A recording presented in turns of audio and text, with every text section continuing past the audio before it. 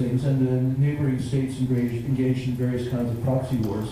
Pakistan, through the Taliban, tried to reestablish its own hegemony over Afghanistan, and then for the reasons that you know, we just commemorated the anniversary, the United States invaded. And now, when the United States first intervened, I should say, in 2001, it was backed by a very large international consensus in the belief that the United States was fighting against a common enemy.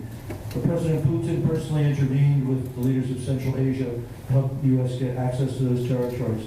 The United States cooperated on the ground, this is not only diplomatically with Iran, which I experienced myself working in the UN at that time, but also cooperated on the ground with the Iranian Revolutionary Guard Corps, with Pasdaran, in making contact with the Afghan resistance, and setting up, the first CIA bases were set up with the help of the Iranian intelligence in Panjshir and Bagram and so on. So it was an unusual degree of international cooperation, and that really, Pakistan was a bit of a dissenter, but was quite isolated, and was hoping that things would change in its direction.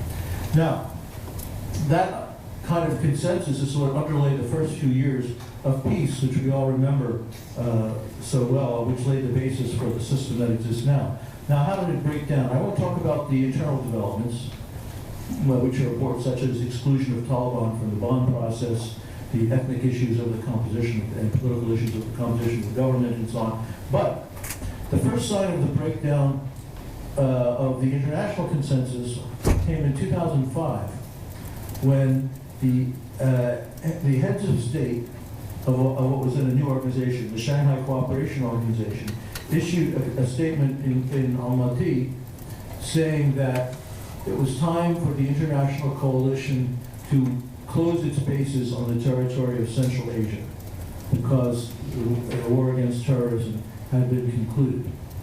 Now, what was behind that? What was behind that was that the U.S. and Afghanistan had issued a declaration of strategic partnership. And that declaration of strategic partnership was the first public sign that Afghan was moving toward a long-term strategic orientation with the United States, not just accepting help from the U.S. and coalition to fight against terrorism. And the countries of the Shanghai Cooperation Organization, though not all to the same degree, if I have time I'll mention that, did not want Afghanistan to have that orientation. Then in 2007, of course, war in Iraq, etc. Dick Cheney stood on Vice President Dick Cheney stood on an aircraft carrier in the Persian Gulf and threatened Iran. And the Iranians changed their policy, which was, their policy had been to support, they didn't change it visibly, but they decided that if the United States attacked Iran, they would respond against the United States anywhere that they could reach U.S. forces, including in Afghanistan. Even though that was against their bilateral interest in Afghanistan, but because of the overriding importance of their being attacked by the United States. That was reversed to some extent by the Obama years when the relations with Iran improved. However, I think what's behind the recent changes is the signing of the strategic partnership agreement, which was much more broad than the declaration, right after the 2014 elections. President Karzai, as you know, had refused to sign it. And I should just say, from my experience in the government at the time, I know that within the government, the feeling was that if we pressed President Karzai on a political settlement, we wouldn't get the strategic partnership agreement. And therefore, the priority was the strategic partnership agreement, for whatever reasons. Now, many people in the region and in Afghanistan believe that the U.S. wants to have, that the Strategic Partnership Agreement provides a political and legal framework for the United States to have military bases in Afghanistan indefinitely for reasons that do not have nothing to do with terrorism or Afghanistan, for reasons that have to do with the relationship of the United States to the surrounding countries, which, remember, weak and poor as Afghanistan is, its neighbors are quite a contrast to that. China, Russia, and Russia in particular, but also Iran, Pakistan, and India, some of the fastest growing economies in the world today. Therefore, that I think is the underlying reason that since that time we've heard about Russia and Iran reaching out to the Taliban, and we've heard about a convergence of interest among China, Pakistan, Russia, and Iran, which is beyond behind the recent attempt to start the Moscow process. Now, the point is, my title, I gave it this title, what did I give it? Is it, yes, can Afghanistan be secure in the current international context? The role of China is very important. I can talk about that later, because China has a broader economic interest because of the interest in security, and doesn't want the U.S. to leave immediately. Well, no one wants the U.S. to leave immediately. No one has a coherent position. It's sort of like St. Augustine saying, God, Lord, make me chase, but not yet. So they would like the troops to leave, but not yet. But if we are going to have a political settlement, there has to be an international agreement about what happens to those troops, who's going to continue to fund the Afghan government, and what will be done to count, even if the Taliban are no longer a threat, what will be done to counter the growth of the Islamic State or the various nebulous groups that are acting in the name of the Islamic State? What will be the counterterrorism platform for the future? At the moment, so even though I'm pleased that my former classmate Zalmay Khalilzad was given this position and a mandate, and I think that's very important, shows commitment on the part of the United States. As long as our foreign policy consists of picking fights with all of the countries with which we would have to cooperate in order to make peace in Afghanistan, namely Pakistan, Iran, Russia, and China, I don't think we'll be able to get to the final objective. But that is why we do need a global perspective on this conflict, as well as local and regional. Thank you.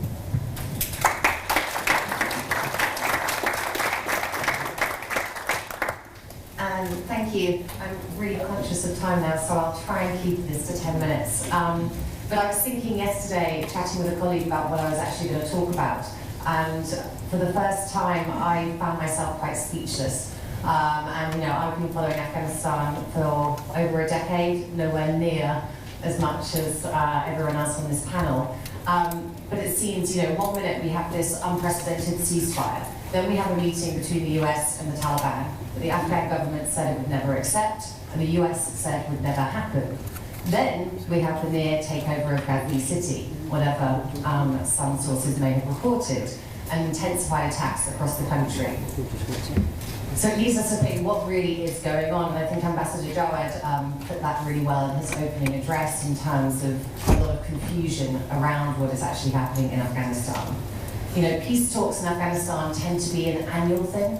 Every year someone goes, oh, we're going to have a peace process, and then gradually talks die off.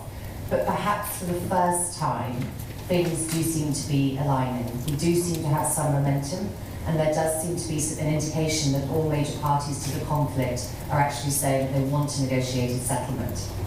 So whilst there are opportunities, there are also spoilers. And that was really what I wanted to talk about in the next 10 minutes.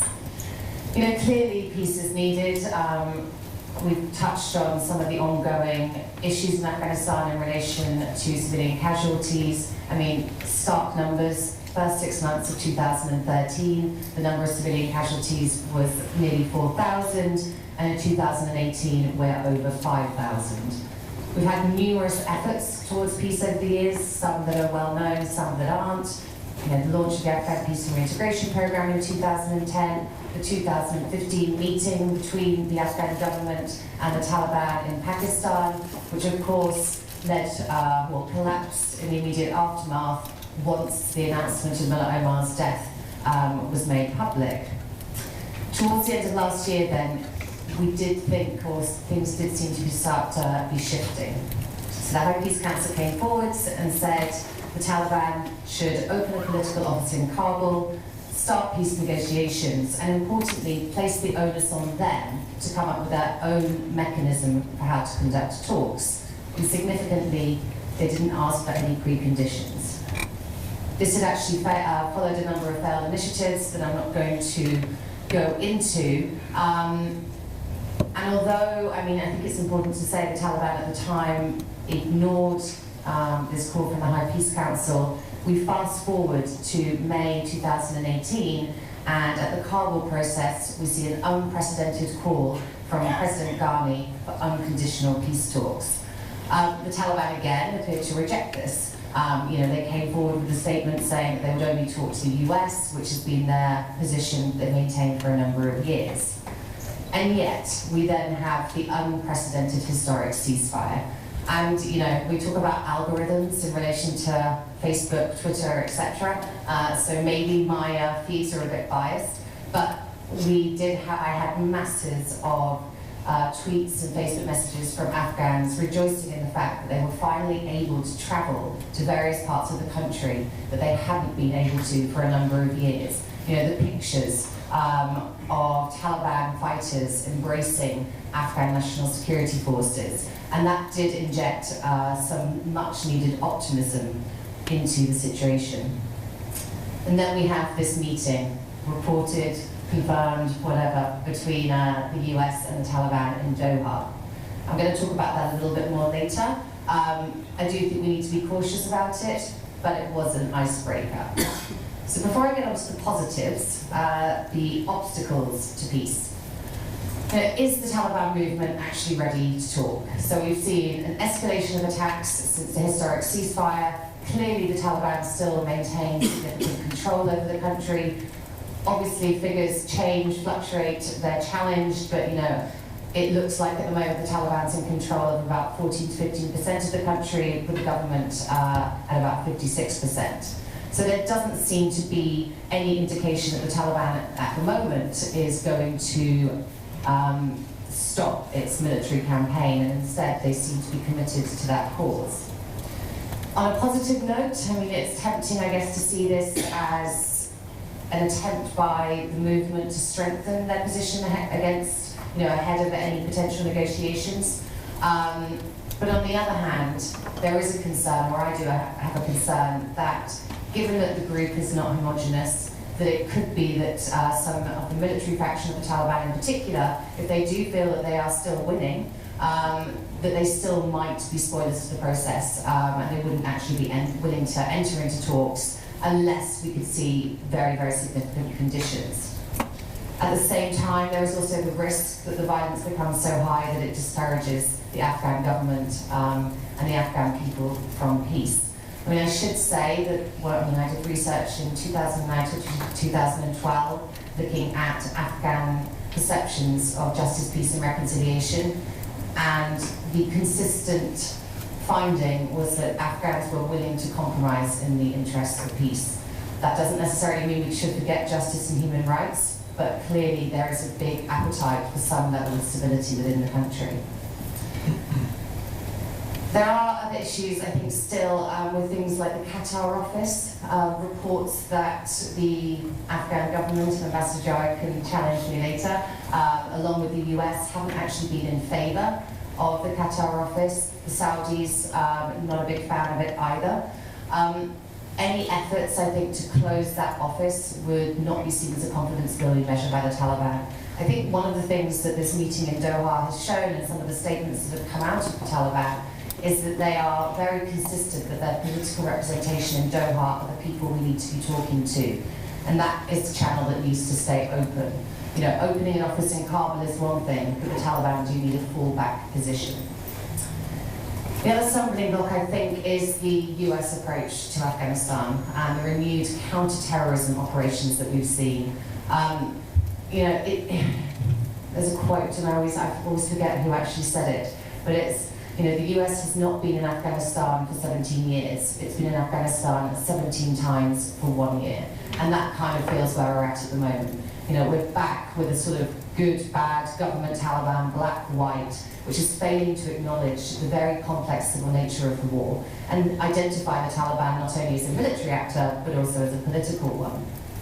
So I do think we need to be cautious of increased counter-terrorism focuses, risk ignoring many of the local dynamics and grievances that are actually part of the Afghan conflict. Airstrikes, another kind of cause for concern, civilian casualties being an obvious recruitment tool. And I think it's something that actually Ambassador Jowett said as well, Taliban's success doesn't actually rely on their own popularity, but on the unpopularity of others. So there is a real demand at present for the creation of a legitimate Afghan state. So what about that? Big issues facing the government.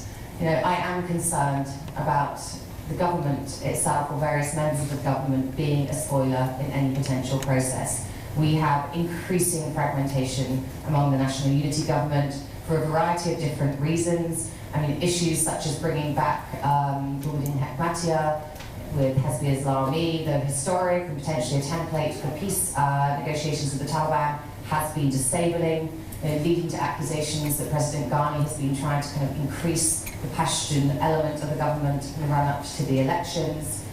Various issues between Ghani and Dostum. I think he's back now. Will he stay? Will he go? What's going to happen? Internal divisions within Jamiat Islami, and a variety of different coalitions. I mean, I cannot keep up with the number of different coalitions that are currently existing, and many of them seem to feature former President Karzai. So there are power brokers who benefit from the current system, and they stand to lose if the Taliban are brought into government, and they could be potential spoilers. I think one of the things when we talk about Afghanistan and we talk about the current nature of the conflict is to see how far removed some of those in government actually are. If you can drive around in an armoured convoy, if you've got protection at home, if you're benefiting from the current status quo, what is your actual incentive for the conflict to end? And that is one of my concerns. Another obstacle, which actually I think I might leave and just kind of throw it out there, is Pakistan's role in this. What's Pakistan going to do next? Imran Khan, don't know, a lot of rhetoric, not quite sure what his actual approach will be. But I'm not really sure still, that Pakistan can actually deliver the Taliban in any case. In terms of opportunities, positive, the consensus does seem to be shifting towards the need to talk. I think the fact that the conversation in Doha between the US and the Taliban happened in full coordination with the Afghan government is a marked change. We look back to issues in 2011, Karzai had kind of scuppered these attempts because he felt that they undermined his authority. The Taliban themselves have said that these talks are very helpful, and so we're going to have to see what happens next. We've got a second round scheduled, reportedly, but they do need to go further. And there does need to be some understanding that after these preliminary talks between the US and the Taliban will next speak to the Afghan government. There is the long-standing issue, which Barney touched on, which is, what happens in terms of US troop foreign, presence, given that even though there looks to be some more compromise on the Afghan Taliban side, the key thing is the Taliban want to end the occupation, and they call it an occupation. And I think, again, we need to understand very much that the Taliban do have to justify themselves to their followers. They really can't suddenly shift positions overnight and expect people who've been dying on the battlefield for them to still follow. In terms of policy, actually, I don't really think that is going to be an issue. I think, as Ambassador Jared said, if something happens, it could happen relatively quickly. There are some unpalatable views in both the Afghan government and the Taliban, and that will be something the international community might have to look at how it confronts it moving forwards. Previous concerns about lack of unity, the Taliban wouldn't be able to actually enter into a peace process because they're not unified enough. Hopefully, I think maybe the ceasefire and the fact that it was held demonstrated more unity and homogeneity that perhaps people who've been following Afghanistan had actually felt. ISKP, an obstacle and an opportunity. So on the one hand, the Taliban is obviously aware that if they enter into any peace process, there's potentially another group out there to whom their followers can go to. But it's also a convenient enemy. I'm still very cynical about ISKP presence or ISIS or whatever it is, but at the end of the day, it's proving a nice convenient enemy that everyone agrees on that we don't like, and that the Taliban can present itself against. At the same time, it's allowed kind of Russia and Iran to identify that the Taliban is the least worst option, and so some of the regional pieces seem to be aligning too. I'm just going to conclude with a cautionary note. The elections are coming up. Everyone is aligning. We're not sure what's happening. We're not actually even sure, I think, 100% that they're going to go ahead.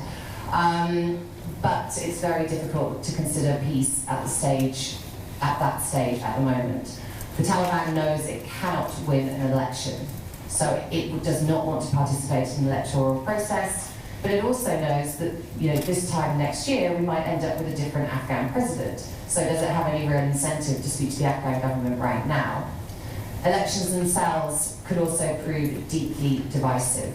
I monitored both rounds of the 2014 elections. I also sat day in, day out counting the unprecedented 100% audit, which I can say was actually kind of the EU's, fault or benefit, whatever it was. But that process itself really undermined the credibility of the elections and the electoral process, and in the process delegitimised the Afghan government.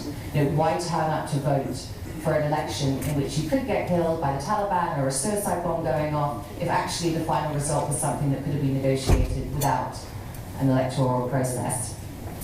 So I'm concerned that this could further delegitimise the Afghan government. Sources from inside Kabul say that these elections look like being the worst ever, which is a terrifying idea.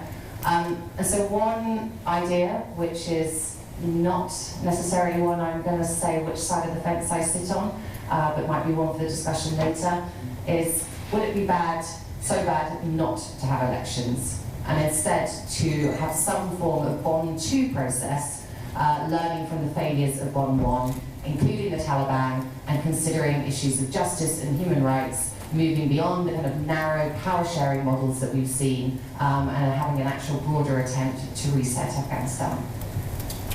Thank you very much. I think that was quite an interesting end. It's always useful when someone ends with a proposal which gets us thinking. I'll just use my chairman's prerogative to throw a couple of questions at our speakers before opening up, and we'll try to keep them quick so that we can get to you guys very quickly. Dr. Rubin, I wondered to what extent some of your, well, all of your remarks, in fact, seem to indicate that geopolitics and geopolitical competition between some of the great powers kind of bleed into the wider Afghanistan event. To what extent do you see that bleeding into the actual peace process? Do you see people jostling for national interest? And can you give examples of that? And then I think on this one would be, what areas in a Bond 2 could you see Afghan sides converging over? So, for example, rather than thinking about what divides them, what would be the points of convergence of which you could see something? So, Dr. Rubin, I'll go to you first. The peace process, and most peace processes this way, does not consist of one forum or one agenda. There are, in the peace process in Burundi, for example, a country in which there continues to be war, but which was nonetheless a somewhat successful peace process, there was a complex mediation involving 4 different groups with different mediators, which took place in Tanzania. In this case, especially because of the financial and military dependence of all the actors in Afghanistan and the presence of the United States, a peace process will have to involve the Afghan actors, Taliban, the various elements of the Afghan government, the state, and other Afghan political actors in different women, ethnic minority minorities, right? Everybody's in the various ethnic groups. And that's one level. Then the regional countries who may feel threatened by one or another aspects of a settlement will also have to be involved, because it's very easy to disrupt it. Pakistan has been doing it. Iran could do a lot more. Iranians complain to me that the Americans don't appreciate how much they're not doing in Afghanistan. And they could be much more disruptive. And then there has to be kind of global issue, because the permanent presence of U.S. military bases in Afghanistan changes the strategic structure of the Asian continent. And that is of concern to Russia and China.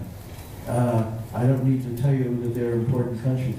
So, in order, and they have their own, Russia is very close to Iran, China is very close to Pakistan, those two groups are converging. So, in different forums, all of those issues have to be discussed among different players. And that's why possibly you will ultimately need a UN umbrella over the various forums, formal and informal talks, in order to reach and more important, implement some kind of a settlement. I mean, as I started to think about that question, I thought, oh God, Bond 2 could be even more of a disaster than Bond 1. Because actually, points of convergence, I mean, how much has Afghanistan changed? And we've seen significant changes, and we all know the different points about development and women's rights and et cetera, et cetera.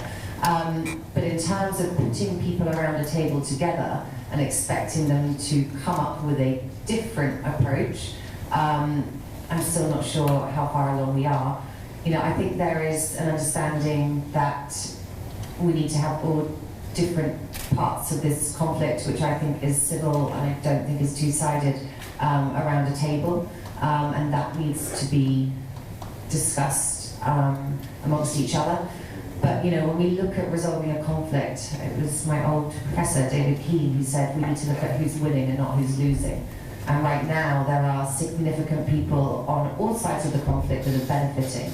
So unless you could come up with a negotiated settlement at Bonn to ensure that those people continue to win, I can imagine that that would still be an incredibly difficult process. And I mean, things that I would like to see in terms of kind of resetting the Afghan state, looking at issues of transitional justice, highly unlikely to be addressed, particularly if we look at what's happening with the ICC and obviously the US issues in that regard as well.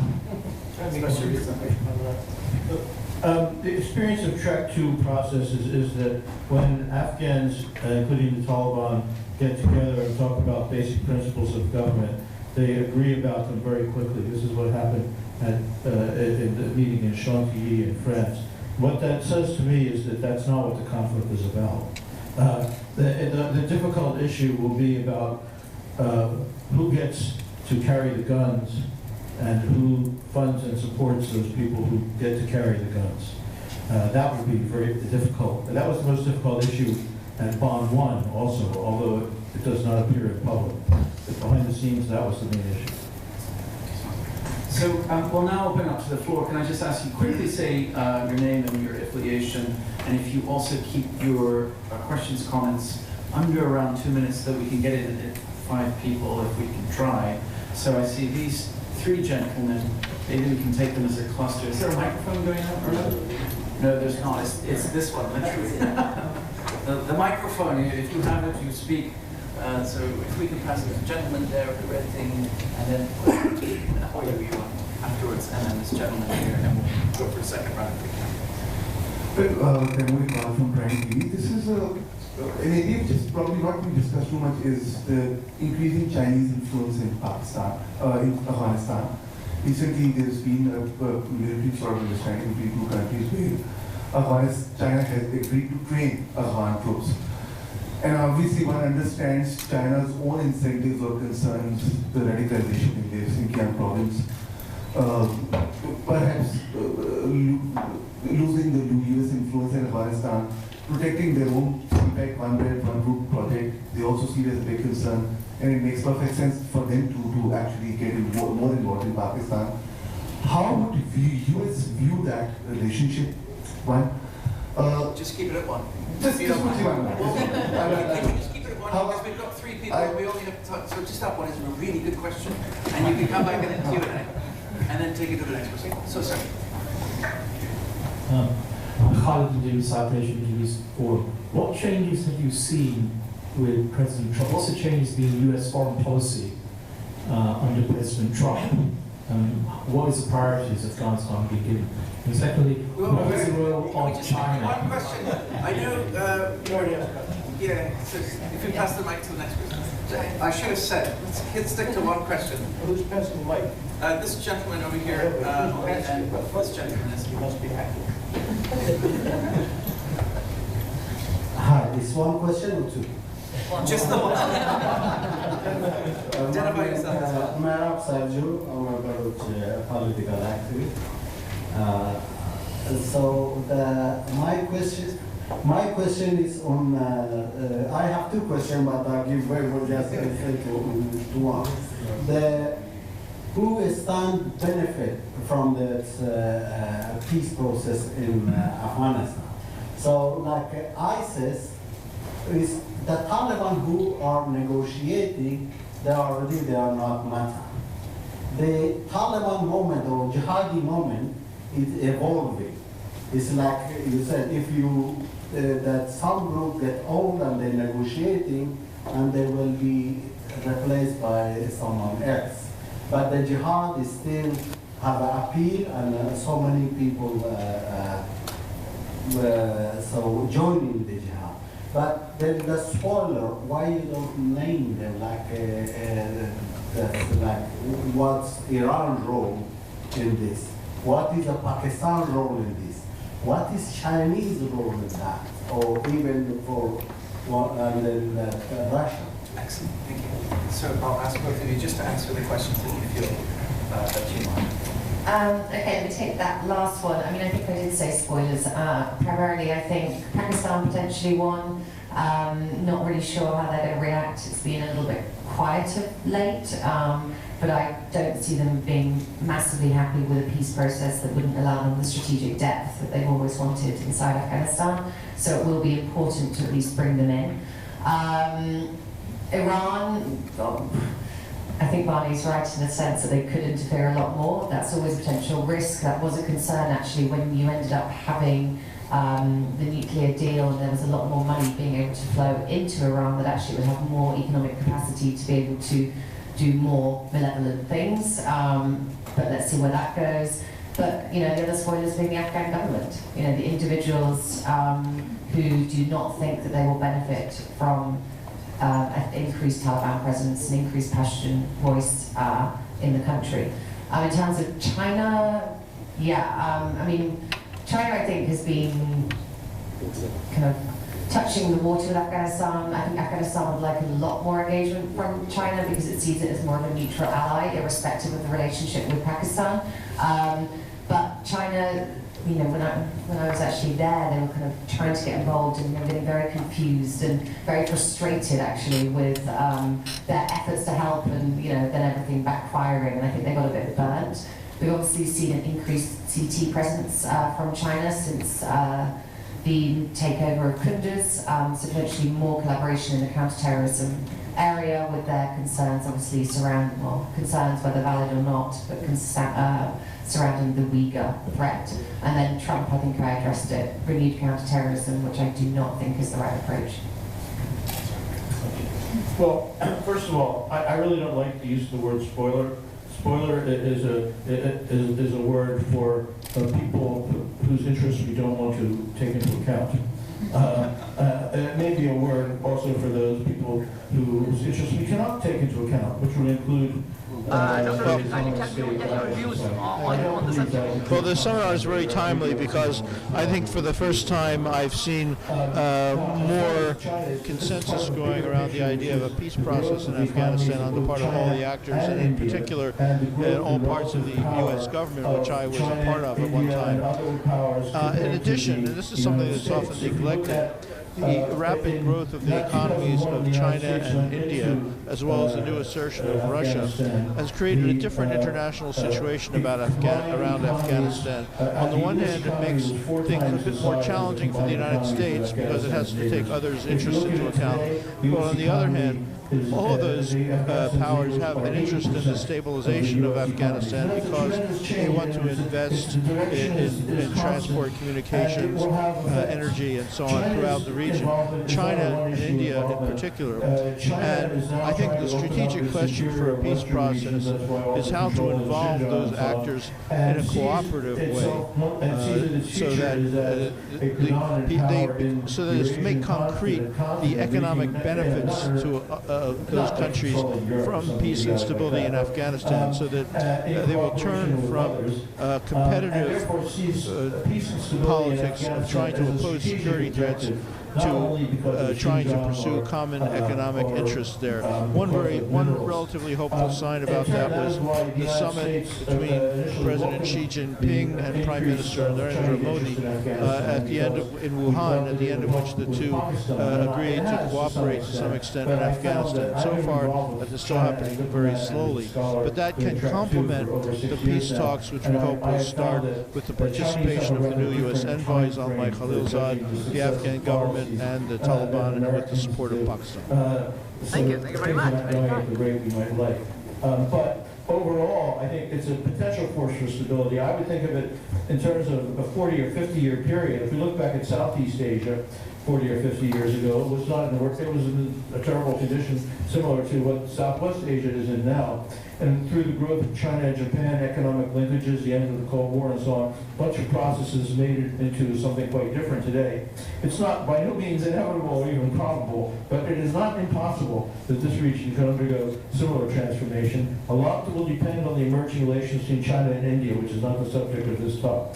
As far as what changes in the United States under President Trump, look, as recent revelations have made clear, we have a dual power system in the government today. President Trump and the state. It's not a deep state, it's a superficial state, because even his political appointees are trying to control him. But the thing is, on Afghanistan is a particularly big gap, because Trump has made it clear for many years that he thinks what we're doing in Afghanistan is nonsense, and we should just get out of there, except for killing as many bad guys as we can. And I'm not oversimplifying, that is his position. However, the people in the government, the military was still committed to trying to have a kind of a, get us in this elusive position of strength before we would have which is always desirable, but the enemy gets a vote in that. So I think now the thing about Trump's strategy, which was not really Trump's strategy, but which was announced by Trump, the core of it was the U.S. will have an indefinite commitment to Afghanistan until the conditions are right. That is conditions-based rather than time-based strategy. But that's out the window because everyone knows that Trump has no patience for it. So whereas Obama had a timetable and was trying to organize in a rational way the U.S. Reducing its involvement in Afghanistan, meanwhile the state is going on carrying out its policy, but none of them knows when they will wake up and see a tweet saying we're finished with Afghanistan. So that is one of the main reasons that seems to put pressure on them to try to seek political settlement. I hate to say, I wanted to get another round in there, and we will get more rounds in the following session. We're supposed to break, because we already are half an hour behind, for coffee for 15 minutes to come back at 3:45. What I recommend, for those hands that shut up, and for the gentleman who was patient but unfortunately lost out, they are going for coffee. They are unguarded. Yeah, you should certainly come up and ask them questions.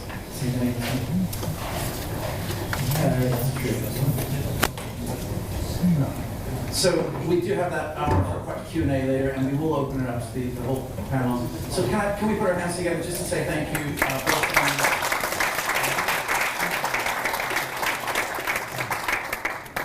All right, so this actually is the topic of my talk. So this is, let me sort of bring you the next slide. And this kind of tells you where we are in DC. If you don't recognize this graphic, it's from the failing New York Times. This graphic on the left is what the US military says the situation in Afghanistan looks like. The places in yellow are contested by the Taliban, the places in red are controlled. But analysts who are not on the Trump payroll say the situation looks more like this on the right. So this is where we are. The US government seems to be lying to the American people about the situation in Afghanistan. By the way, this isn't new. NATO did the same thing. In 2009, NATO ran out this organization called ANTO because they were also constantly pointing out the flaws, errors, and strategic acts of deception on the part of NATO. But this is where we are. And I was very struck to hear over the last year or so General Nicholson. He is the outgoing commander to the NATO Mission Resolute Support. And over the last year, he has been repeatedly saying that Trump's strategy is working. Now, many of us in this room have known General Nicholson for years. He has served multiple tours in Afghanistan in various places in different capacities. Some of you may also know that Trump tried to fire him. So it's quite baffling that someone like Nicholson would be peddling of this blatant canard that we're winning. But I put this only because, as someone who cares about this issue, in the period of Trump, it's very difficult to know what the truth is. I mean, is this just another lie? Like, he tells so many lies. I mean, he literally lies like 5 times a day on things big and small. And I wish I were joking, but I'm not. So this, I have to say, has been maybe the most depressing time to be a South Asia analyst. I think Barney, said Obama was trying to get out of Afghanistan in a systematic, prepared, thoughtful way. But we actually know that aides have to remove papers from Trump's desk so that he doesn't do bizarre things. Frankly, I was surprised that there were papers on the desk. So, I mean, I saw that as glass half full, quite frankly. So the South Asia policy, I think, is particularly problematic because, as Barney said, he's picked fights with many of the countries that absolutely matter. And the country that I'm going to talk about today is actually not Pakistan. I'm going to talk about Iran. And I'm actually going to keep this to 10 minutes. I promise you, I'm jet lagging and I'm cranky. But here's our situation. Trump had a Twitter fit in January of this year. There was no warning. The ambassador in Islamabad didn't know about it. His staff didn't know about it. He literally woke up at about 7 o'clock in the morning on a Monday, read the New York Times from the previous Friday, the failing New York Times, and decided that Pakistan was a perfidious, nefarious ally. I'm like, okay, it took him how long to figure that out? And he said that he was going to cut off everything. So his staff literally went into a panic mode to get a policy that would more or less match the vituperative nature of that tweet. So as someone who has been arguing for a cutoff and assistance to Pakistan, I should theoretically be thrilled, right? But a broken clock is right twice a day. My concern about this was buttressed when I had a conversation with a colleague who unfortunately works with the individual. And I asked said colleague, well, what are you going to do if Pakistan just cuts off access to the ground lines of control, which we are still using to supply the Afghan National Security Forces, or Pakistani airspace, which we are using to resupply ourselves? And the individual actually said to me, well, we've been here before. That happened, and we moved everything through the northern distribution route. And I nearly fell off my chair, because that was absolutely a rank fiction, right? It is true that Pakistan closed down the G-locks for a period, a very long period actually, in 2011, which is why we began shifting over to airspace, but Pakistan never closed the airspace. So it struck me, and Barnett Rubin and I have both written about this. We are, I think, very much in alignment about the need to protect the Charbahar Port, which I'm going to talk about in a minute.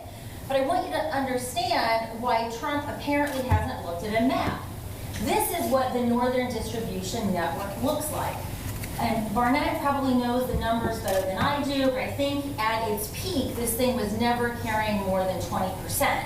And it was never allowed, we were never allowed to use this complex system of routes to move lethal goods into Afghanistan. And that you kind of need if you're going to wage war. And there's another problem with the Northern Distribution Network, it's actually a network of routes, is that this was, to use the Punjabi word, a punga, that the Russians were taking with NATO, right? Russia has been a consistent punga taker since this conflict has gone on. So you can imagine the complicated bilateral agreements that it takes, and you still need to have access to a port for the Northern Distribution Network to be viable. And it is still extremely expensive and not possible. So my concern about what Trump has done is that they took a they took a very drastic measure without preparing an option space that would provide them necessary options. And in fact, when I talked to people at CENTCOM about this, I said, well, what if the Pakistanis just close down the airspace? Then what are you going to do? Well, the consensus was that that would be an act of war. I'm like, really? We're actually going to go to war now with Pakistan after we haven't been very successful with fighting this war in Afghanistan? That's your actual answer? So that didn't make me feel any better. And then by the time we get to the spring, I'm feeling even more angry. Because what did President Trump do? He withdrew from the Iran nuclear deal, the JCPOA. Now, he didn't do this because he is a strategic thinker and he really thinks Iran is terrible. He's doing this, and some people may disagree with me, to consolidate the evangelical nutter vote. Now, let me tell you, anyone know about the American evangelical nutter voters? These are the folks who believe, and I'm not joking, I grew up amidst these nutters, that's why I'm a militant atheist. They believe that Israel has to exist for Jesus to come back, whereupon he will cast Jews to hell. But these are the people who are supporting this multiple philanderer, a man who was, fornicating with a porn star while his wife was letting their, I believe the term is anchor baby, do the needful on her plastic push-ups. But the evangelicals see him as the most important tool to execute their domestic policy, which literally means stacking our courts with other nutters. In other words, the destruction of American democracy and the pursuit of essentially white male supremacy. So this is what's driving his Iran policy. Now, there's a problem if you go back and you look at the northern distribution route, and you look at the Pakistan option, we have a perfectly acceptable GLOC, a ground line of communications, that over several years, the Indians have been developing in Iran. And this is this thing over here. This is Chabahar. It's about 72 kilometers from Gwadar.